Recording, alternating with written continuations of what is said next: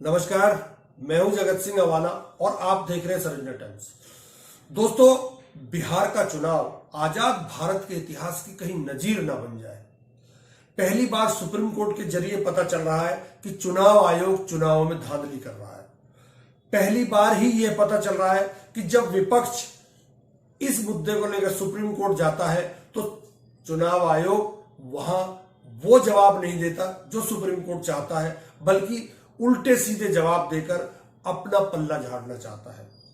और आजाद भारत का में यह भी पहली बार होगा कि सुप्रीम कोर्ट जो फैसला देगा या तो वो विपक्ष की राजनीति को खत्म कर देगा बिहार में, या वो फैसला जो 2014 से इस देश में गुब्बारा बना हुआ था उसकी हवा निकाल देगा। और अगर विपक्ष जीतता है, विपक्ष के हक में फैसला एसआईआर के मुद्दे पर सुप्रीम कोर्ट दे देता है, तो विपक्ष के उस दावे पर कहीं ना कहीं मोहर लग जाएगी कि जो राहुल गांधी आजकल गली गली में गाते फिर रहे हैं कि वोट चोर गद्दी छोड़।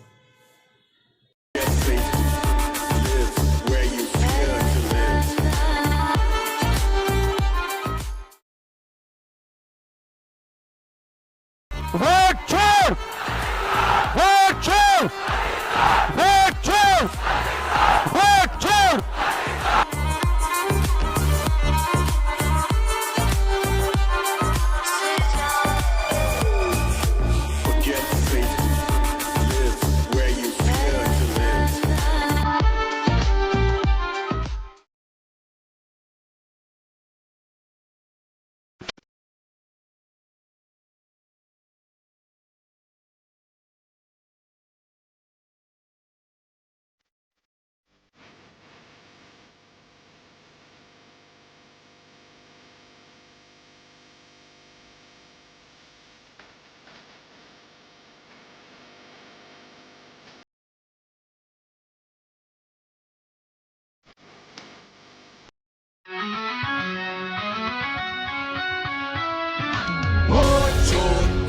छोड़ वोट छोड़ गद्दी छोड़, जा जा जा जा जा जा। हम बेचारों के एनडीए के मारों के, तुम हमरे अधिकारों का क्यों खोते रहे दम। हम बिहारी हैं, तुम सब पे भारी हैं, ना तुमको कोई सलीका ना तुमको कोई शर्म। तुम जानो इसी से मिलकर घपला कर जाना, वोटों को चुराना बस आग लगाना। हक लेंगे हक से जीना है, क्यों मर जाना है। ओ वोट के चोरों, लोकतंत्र के दुश्मन, मैं भी हूँ इंडियन। क्यों वोट को मेरे चुराए, क्यों धोखा तू देना चाहे जो हमने कर। इन दो परिस्थितियों के बीच बिहार का चुनाव और बिहार का वोटर इस समय फंसा हुआ है।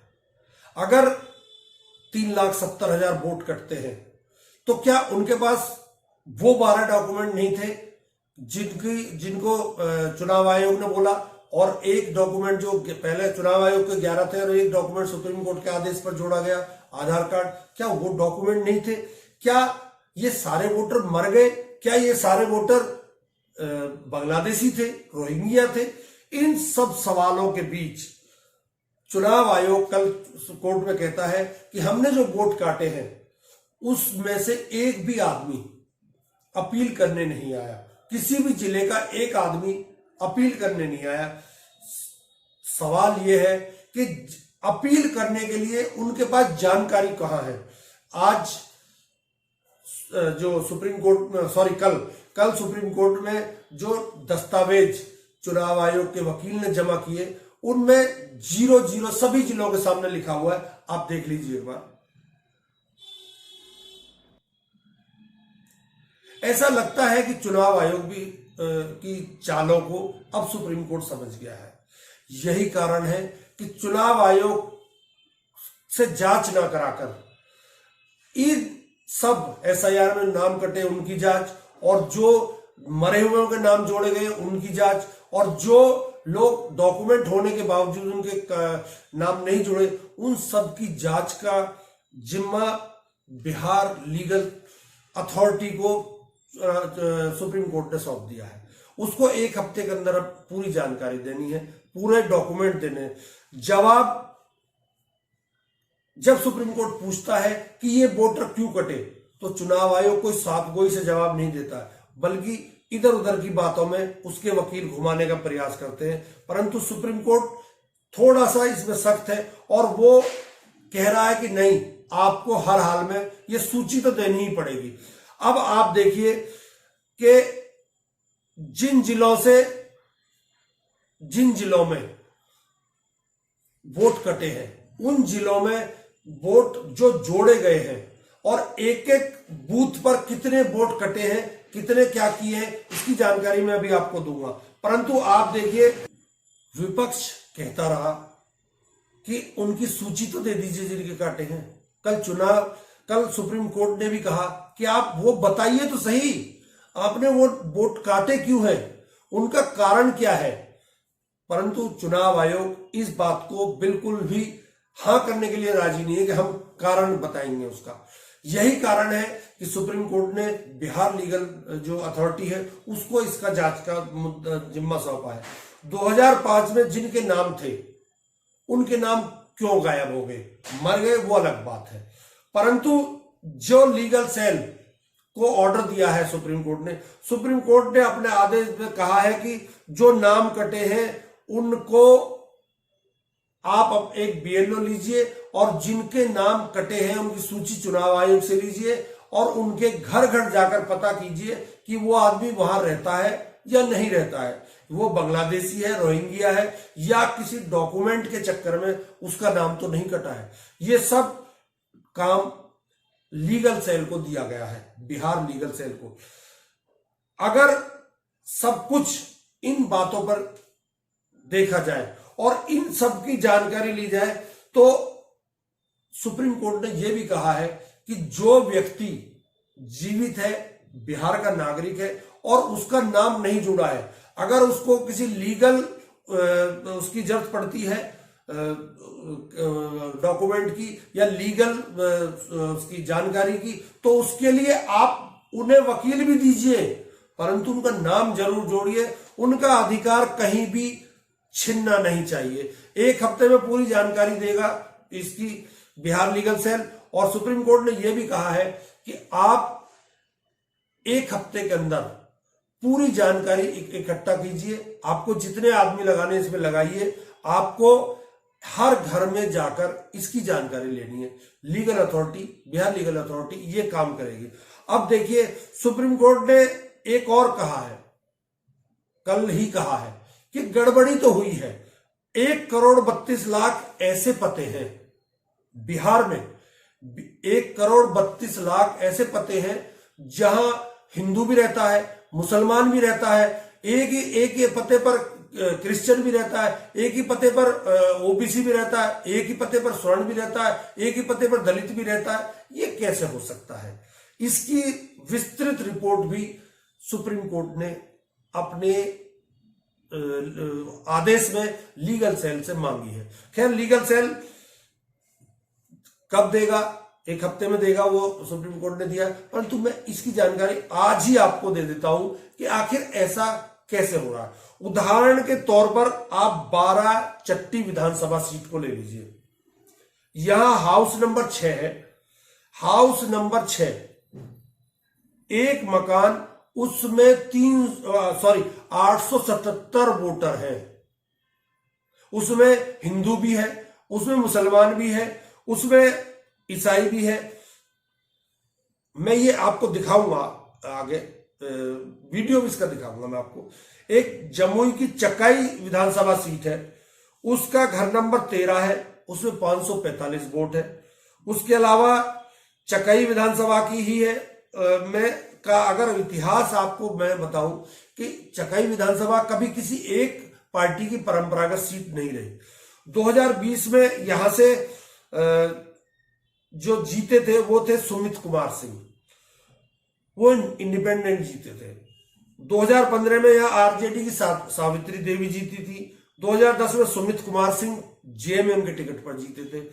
2005 में फाल्गुनी प्रसाद जीती थी यहां से बीजेपी की। उसके अलावा 2005 में ही, क्योंकि 2 बार चुनाव हुए थे 2005 में, यहां से अभय सिंह जीते थे और 2000 में नरेंद्र सिंह निर्दलीय यहां से जीते थे। अब सवाल उठता है कि जब इस तरह के मामले, एक एक घर में इतने इतने वोटर आ रहे हैं, तो इन वोटरों को जुड़वा कौन रहा है, इन वोटरों का पता कहां से आ रहा है, इन वोटरों का की जो गिनती है उसको कर कौन रहा है। जब चुनाव आयोग नाम काट रहा है, ऐसा तो है नहीं किसी आधार कार्ड के ऊपर अगर पता नहीं है, ये तो आप भी जानते हैं बिना पते के आधार कार्ड नहीं बनता। अगर इन लोगों के पास आधार कार्ड है तो इनका उसमें नाम क्यों नहीं है, और अगर इनके आधार कार्ड नहीं है, एक ही एड्रेस है, एक ही एड्रेस पे इतने आधार कार्ड कैसे बन गए। इससे पता चलता है कि या तो इस देश में फर्जी डॉक्यूमेंट का एक बहुत बड़ा कारोबार चल रहा है, या सरकारी तंत्र कहीं ना कहीं फेल हो गया है। अब दूसरी ओर इलेक्शन कमीशन के पास जो आवेदन आए नाम जोड़ने के लिए, वो आए थे 16,93,000 और इलेक्शन कमीशन ने वोटर लिस्ट में जोड़ दिए 21,53,000। ये चुनाव आयोग का, सुप्रीम कोर्ट का मैटर है, इसे चुनाव आयोग को सुप्रीम कोर्ट खुद भुगतेगा और आने वाले दिनों में आप देखेंगे सामने सब चीजें आएंगी। हम एक बार फिर से वहीं चकाई विधानसभा चलते हैं। यहां एक पोलिंग बूथ है इमरी, घर का नंबर है 8, इसमें 746 वोट है। दूसरा है पोलिंग बूथ 481 और इसमें है करीब 250 वोट। एक है रहनिया का घर नंबर 29, यहां है 694 वोट। एक लोहा की जगह है, वहां का घर नंबर है 23, इसमें 421 वोट है। इसके अलावा एक और घर है जिसको 29 नंबर, यहां है 546 वोट। ढंडोरी इसी विधानसभा का है, ढंडोरी में 631 वोट मकान नंबर 31 में है, जहां ढंडोरी 631 बूथ नंबर है, उसका मकान नंबर है 31, उसमें 470 लोग रहते हैं। इसी विधानसभा में एक और लिस्ट है इसी की, एक बार इस लिस्ट को भी आप देख लीजिए, एक घर में किस तरह इतने ढेरों वोट बने हुए हैं।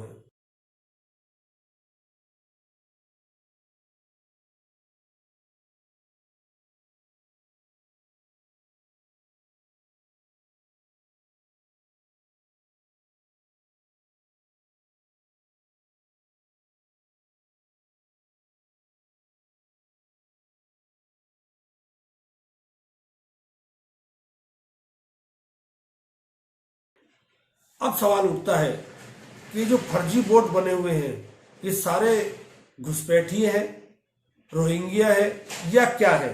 खैर, ये जांच का विषय है। अभी तक चुनाव आयोग ने एक और बात कही कल सुप्रीम कोर्ट में कि 350 हलफनामे मिले, परंतु उनका नाम नहीं जोड़ा गया। तो सुप्रीम कोर्ट ने पूछा कि आपने इनका नाम क्यों नहीं जोड़ा, तो सुप्रीम कोर्ट ने कहा जी ये नोटरी फर्जी है और इस तरह की बातें करके, और इनके पास डॉक्यूमेंट नहीं है, और ये लोग या तो चले गए हैं या फिर सुप्रीम कोर्ट ने कहा अगर चले गए हैं तो ये आपको एफिडेविट क्यों दे रहे हैं, ये हलफनामा क्यों दे रहे हैं। इस पर सुप्रीम कोर्ट में जो इसके चुनाव आयोग के वकील थे, उन्होंने कहा जी ये एक काम कर रहा है वहां पे सिंडिकेट और वो जमा करा रहा है। तो सुप्रीम कोर्ट ने कहा आप इसकी जांच करिए। इसकी जांच का जिम्मा भी चुनाव आयोग से छीनकर सुप्रीम कोर्ट ने बिहार लीगल सेल को दे दिया। एक और विधानसभा है उजियारपुर, इसकी लिस्ट भी आप देख लीजिए एक बार।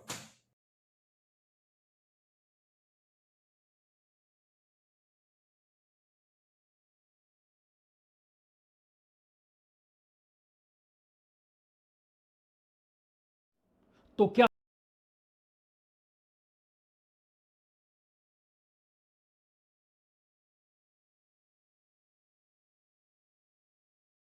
एफिडेविट ना आना, नाम के लिए आगे ना आना, ये किस चीज का द्योतक है? ये इस चीज का द्योतक है कि आपने ठीक से लोगों के बीच जागरूकता नहीं फैलाई। अगर आप जागरूकता फैलाते तो शायद लोग अपना नाम जुड़वाने के लिए सामने जरूर आते। ये बात भी कल सुप्रीम कोर्ट में चुनाव आयोग को कही है सुप्रीम कोर्ट ने। एक और कल ही प्रेस रिलीज चुनाव आयोग ने जारी की है। उसके अनुसार चुनाव आयोग कहता है कि हम इन चुनावों में 8 लाख से ज्यादा लोगों को शामिल करेंगे जो सरकार की तरफ से, यानी जो चुनाव आयोग की तरफ से काम करेंगे। इनका जो ब्रेकअप दिया है उसकी प्रेस विज्ञप्ति भी आप देख लीजिए पहले।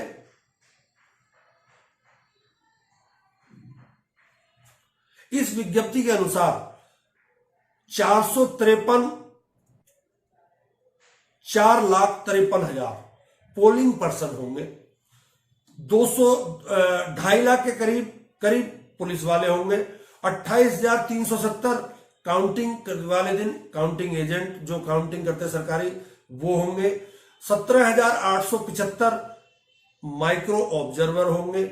उसके अलावा 9,625 सेक्टर ऑफिसर होंगे। उसके अलावा इसमें आंगनबाड़ी, स्कूल टीचर और सबको मिलाकर करीब 90,700 कुछ इसमें और लगाए जाएंगे। 4,840 ऑब्जर्वर होंगे, 90,712 बीएलओ होंगे और 243 ईआरओ होंगे। आपने ये विज्ञप्ति भी देख ली, आपने मेरी बात भी सुन ली। अब आप ये अंदाजा लगाइए कि इस देश में क्या वास्तव में ही फर्जीवाड़ा चल रहा है? क्या इस देश में फर्जी डॉक्यूमेंट का खेल चल रहा है? क्या इस देश में फर्जी वोटर लिस्ट बनाने का धंधा चल रहा है? सुप्रीम कोर्ट अगर सख्त रहा, सुप्रीम कोर्ट ने जिस तरह कल सख्ती दिखाते हुए और जो जांच चुनाव आयोग को करनी थी उस जांच का जिम्मा बिहार लीगल सेल को देकर कहीं ना कहीं ये तो बताने का प्रयास किया है कि चुनाव आयोग कुछ ना कुछ तो गड़बड़ कर रहा है। अब आप इस बात को मानो या ना मानो, इस विज्ञप्ति के बाद सवाल एक और उठता है कि जब फर्जी डॉक्यूमेंट के आधार पर सब कुछ हो सकता है इस देश में, तो फिर तो फर्जी मतदाता के आधार पर चुनाव भी जीता जा सकता है। अगर फर्जी मतदाता के आधार पर चुनाव जीता जाता है और फर्जी मतदाता ही उसमें वोट करता है, तो फिर लोकतंत्र का गला धीरे धीरे चुनाव आयोग घोट रहा है। दरअसल चुनाव आयोग की भी मजबूरी है। आप ये लगाइए, जिस चुनाव आयुक्त की नियुक्ति प्रधानमंत्री और गृह मंत्री करेंगे, तो भैया वो तो उन्हीं के गुण गाएगा, वो आपके गुण क्यों गाएगा? टैक्स पेयर का पैसा खाएगा, उस पैसे को चुनाव में खर्च करेगा। उस चुनाव का कोई मतलब नहीं है जिसमें फेयर ना हो। अगर चुनाव फेयर नहीं है तो फिर टैक्स पेयर के पैसे को भी बर्बाद करने का अब इस देश में कोई उद्देश्य बचा नहीं है। बेहतर यही है कि आप चुनाव के नाम पर पर्ची निकालो और पर्ची में सारी पर्चियों में एक ही नाम डाल दो ताकि एक व्यक्ति की निकले। कम से कम इस देश के टैक्स पेयर का पैसा बचेगा। कम से कम जो मतदाता बेचारा उस दिन छुट्टी रहती है, मतदान केंद्र तक जाता है, उसका टाइम बचेगा। उसके अलावा सरकारी तंत्र बचेगा, वो कुछ और काम कर लेगा उस दिन, और पुलिस बल बचेगा, वो अपनी सुरक्षा पर ध्यान देंगे। ऐसे सवाल क्या आपके दिमाग में कभी आते हैं? क्या आप कभी सोचते हैं कि ऐसा होना चाहिए? जब टैक्स पेयर का पैसा खर्च हो रहा है तो फेयर चुनाव होना चाहिए, और या फिर इस चुनावी प्रक्रिया को ही खत्म कर देना चाहिए। मेरा तो ये मानना है कि जब संतुष्ट नहीं है लोकतंत्र में, एक मतदाता की असंतुष्टि भी चुनाव को प्रभावित करती है, तो यहां तो सैकड़ों लाखों मतदाता प्रभावित हो रहे हैं, तो कहां का लोकतंत्र है ये? जवाब सोचिए आप भी। नमस्कार, बहुत बहुत धन्यवाद।